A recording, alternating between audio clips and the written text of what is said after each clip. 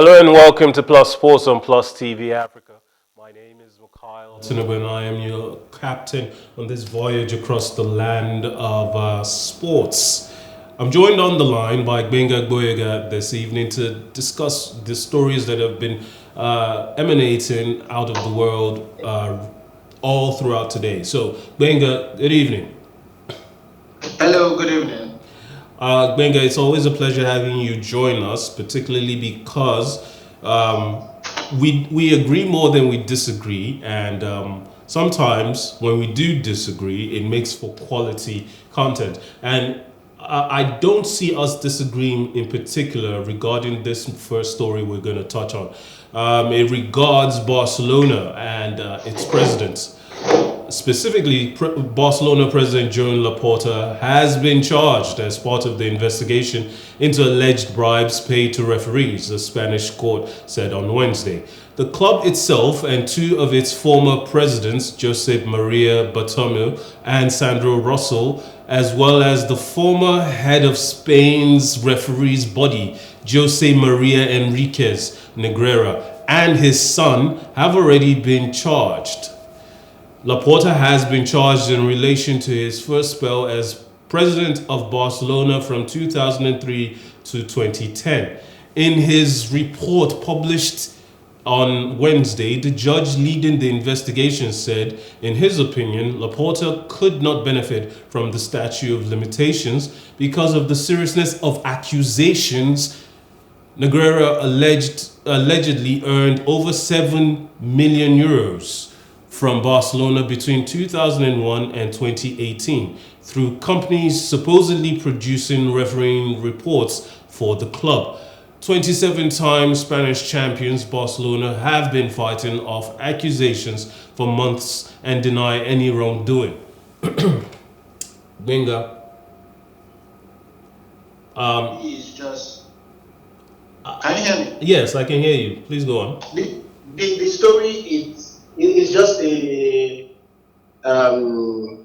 for lots of words. I would say it's depending on timing and timeline. So first of all, when the news broke out, it was about a payment between 2016 and 2018 when Negreira left his position as the vice president of the technical committee of refereeing. And as we all know, or some of us, or some people who are more of English fans, the refereeing technical committee is just like PGM Well, England. So this committee is responsible for appointing referees and assistant referees for each match. So while Negreira was with them for a period, the technical committee were sending reports to Barcelona on refereeing duties. Now, that's where the conflict of interest is coming from. The reason why Laporta has been brought in is because the statute of limitation, which was supposed to be from 2023, where the news broke out, down to 2013, which is a 10-year period, the judge ruled that it is supposed to be from the final payment to Negreira. So the last time Negreira made the payment from Barcelona was in 2018 when he left the position. So instead of having that timeline from 2013 to 2023, it was reverted to 2008 to 2018. So if you go back to 2008, that was the first spell of Joan Laporta. That is why he is now being implicated into this. And it's funny because you can't be seen to have paid over 7.5 million million euros to a committee that is responsible for appointing referees in a game, and you pay them heavily annually. In fact, according to the judge, the payments increase per year. So it's just so intertwined, and well, like he has been ordered, he needs to get a lawyer. Barcelona have legal backing, but it is really not looking good for the outside. First of all, when you hear about big organizations making such blatantly obvious errors of judgment that could easily land them into legal waters of illegality, you have to ask yourself.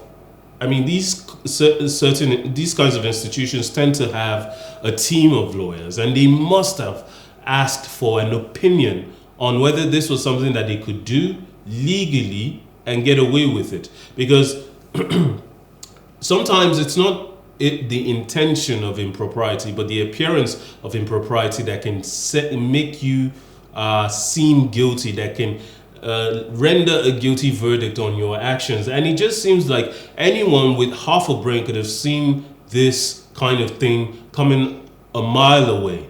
And now Laporta, who took the reins only recently and has been trying to steer the ship onto the right course to get Barcelona off the bankruptcy trail that it has found itself in, get it out of the bankruptcy waters that it has found itself in due to the actions and mismanagements of the previous president, Sandro Russo. This could be the nail in the coffin of everything that Laporta has been trying to prevent. Am I right? So the thing is, I think it's one of the things we would agree on this show, that the way humans are wired, we try to find a way to bend the rules rather than follow the rules. We always like to look for loopholes. So it's not like they didn't know that this may look bad, but they thought that if it was going to be under the guise of consultation, then they are free. Because that's the argument of Laporta, that's the argument of Barcelona, that they were receiving consultation reports on updates on the laws, so that the players can know how they can play within the confines of legalities. You would remember that when Kobe Bryant, this basketballer that is dead, God rest his soul, I watched one of his interviews where he said one of the things that made him so good in basketball is that he went to study the refereeing book and got a hang of every single foul that can be committed in NBA. So there is a way he will play the NBA. He would even commit a foul, but he knows how to do it that the referee won't call him to order. Do you understand? So humans have this subtle behavioral conduct of trying to bend the rules. If you tell somebody sit down there, the very fact that you told him to sit down there, he will want to look for a way not to sit down. It's just how we are wired.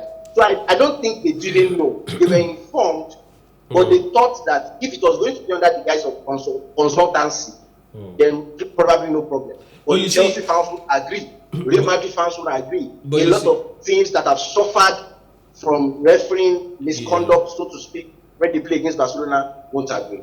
But you see, in most professions, you're not allowed to have two masters. It seems to me, and oftentimes we see where a professional in one field, in order to do something different that could countermand the nature of his duties and could give the appearance of impropriety in the course of him doing that duty, they usually go private. They go private, they set up some kind of consultancy firm, and then they start doing their thing. Now, the reason why they succeed, or the reason why clients believe that they are capable of succeeding, is that they have contacts back in their old profession, and they can use those contacts to give such clients the best advice, which is where the consultancy thing comes from. But in this instance, what we have here is basically someone who used to be a referee, but who used to head the committee that oversaw refereeing decisions in Spain. But when the whole relationship started, he was still pretty much in the profession, right?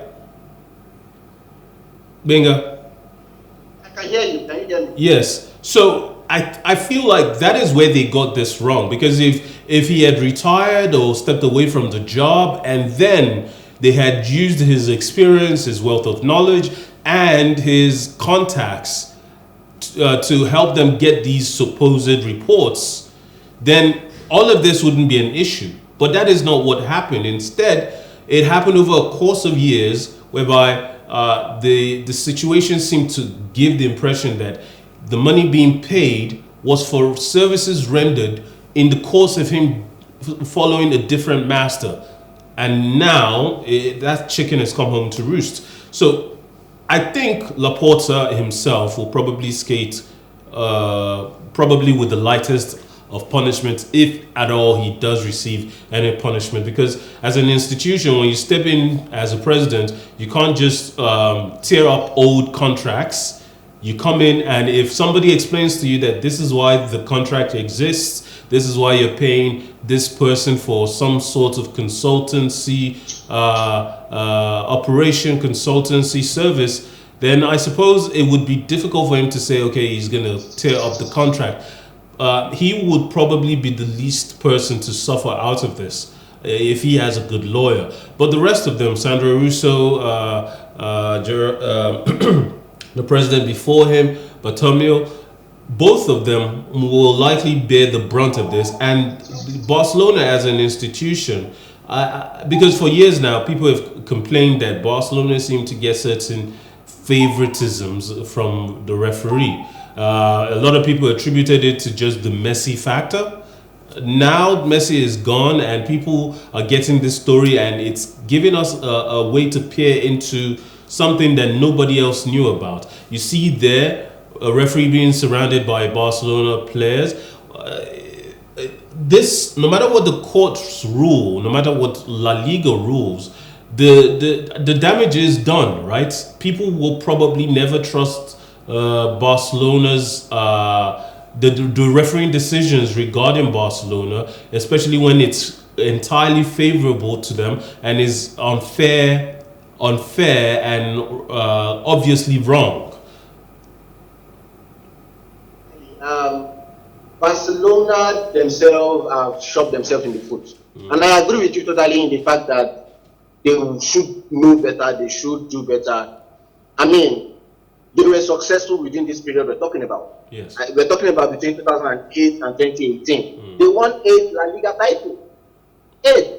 Even the Champions League, I think they won it thrice between 2008 and 2018. So they've been relatively successful. And you saying that he couldn't come in and tear up contracts, change things, I absolutely disagree. Because it was under Joan Laporta that most of the veterans in Barcelona were given a different contract post-COVID to take pay cuts, to change the way their contract was fitting. I mean, most of them even went. Messi left, PK left, and the rest of them. Young stars that are still there were held down because their contracts were changed.